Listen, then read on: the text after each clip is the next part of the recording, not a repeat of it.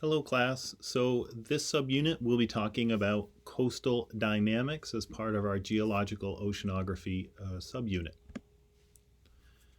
So there are two main ways to classify coasts based on location and based on coastal formation. Coasts are constantly changing as a result of natural processes, but also anthropogenic processes. Human activities can modify the coasts. We can classify coasts as being active or passive. Active coasts are close to plate boundaries, where plate collisions, conservative plates, result in volcanoes and earthquakes. Passive coasts are far away from plate boundaries and have very little volcanic activity and earthquakes. So if we look at this image here, we can see the plate boundaries are shown in this bright yellow here.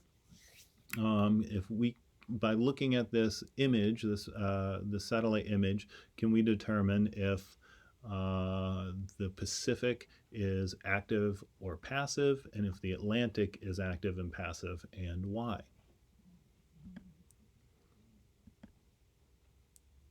So look at the Pacific coast first. Based on the plate boundary orientation, is this an active or passive coast? This is active. If you look at that plate boundary, it goes right along the west coast of the U.S. We look on the eastern seaboard. Is this an active or passive coast? Well, look how far the mid-Atlantic ridge is, that plate boundary, from the actual coastline. So we would call this a passive coast. It's far away from any plate boundary, which is why we don't have a lot of earthquakes and certainly no volcanic activity along the eastern seaboard. Coasts can also be classified based on the way that they're formed. Primary coasts are formed by processes not related to ocean activity. These are more land-driven. Formation processes include land erosion, plate tectonic activity, and sedimentation, which we talked about in an earlier unit.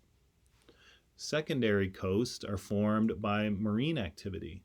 This includes wave erosion or building by marine organisms, like specifically coral. Big coral reefs can certainly affect coastal dynamics. So there are two types of primary coasts. We have deltas, which are wide continental shelves, accumulate sediment, form a triangular shape. Here we have the Nile River Delta, this triangular shape here. Volcanic coast, this is where volcanoes build up on the seafloor, eventually breaking the surface and forming island chains, like the Hawaiian Islands. Two types of secondary coast include marine deposition coast. This is sea action that causes sedimentation accumulation in one place, forming mudflats, salt marshes, beaches, and barrier islands. Here we have an image of the barrier island in Mexico, or a barrier island in Mexico.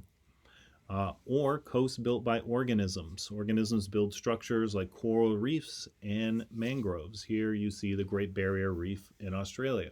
If you go to Florida, along the Gulf of Mexico especially, you'll see mangroves, which affect the formation and structure of those coasts.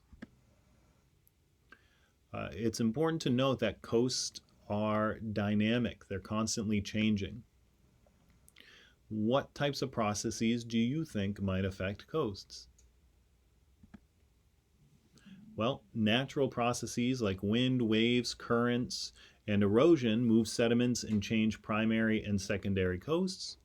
Erosion refers to the breakdown and transport of sediment, sand, rock, and other material by physical forces. Wind and waves can move sand and other sediment and can wear away rocks near the shore.